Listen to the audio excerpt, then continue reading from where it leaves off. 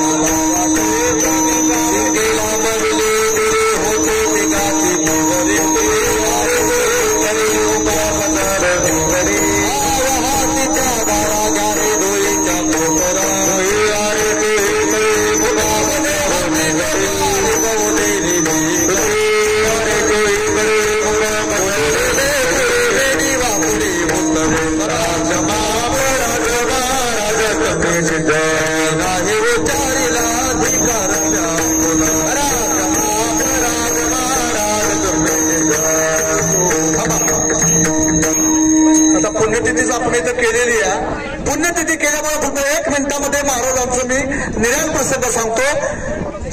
महाराज 3 तारखेला आमच्या मामाला त्रास होऊ लागला आणि त्रास झाल्यानंतर तो दिवस गेला आणि दुसऱ्या दिवशी लक्ष्मण मोरे, मगदूम आणि बाकीचे जे काय त्यांची संगती होती, आवटे वगैरे ते सगळे होते. 4 तारखेला बोलू लागले की मला आता खूप त्रास होतोय, तर माझ्या बकऱ्याचं काय होईल. तर त्यावेळेस मामांनी सांगितलं माझी बकरी विकायची नाहीत, काय नाही, ज्यावेळेस तुम्हाला सांभाळता येतात तुम्ही त्या आठवा मुलांना सोडा. माझी दगडी तिथली बकरी लागतील, नाही राखली दगडाने त्या बकरी, तर मी माझं नाव बाळू धनगर लावणार नाही.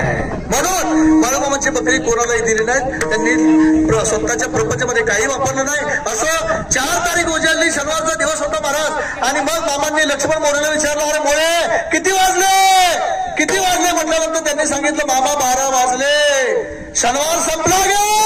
हो शनिवार संपला म्हटलं की मामांनी भिताडाला मामा टेकले होते. जागेवरती महाराज लख प्रकाश पडला आणि प्रकाश करला आणि त्याच वेळेस आमच्या मामाची प्राणज्योत मालवली, भगवंताशी एकरूप झाली आणि एकरूप झाल्यानंतर लगेच अंधार झाला. आणि मग सगळ्यांनी इकडे तिकडे फोन केले, सर्व लोक आले. दुसऱ्या दिवशी 4 वाजता मिरवणूक दिंडी काढली आणि दिंडी काढल्यानंतर मामांना आदमापूरमध्ये ज्या ठिकाणी मामांनी जागा दाखवली होती तिथं खळं घेतलं आणि त्याच्यामध्ये महाराज त्यांना ठेवलं गेलं. मीठ आणि भंडारा टाकला, पण त्यांचा एक मित्र शेवटचा येणारा होता. तो मित्र आल्याशिवाय मामांची समाधी पूर्ण झाली नाही आणि शेवटी तो आल्यानंतर मामाची समाधी पूर्ण झाली. तुकाराम तुकाराम तुकाराम.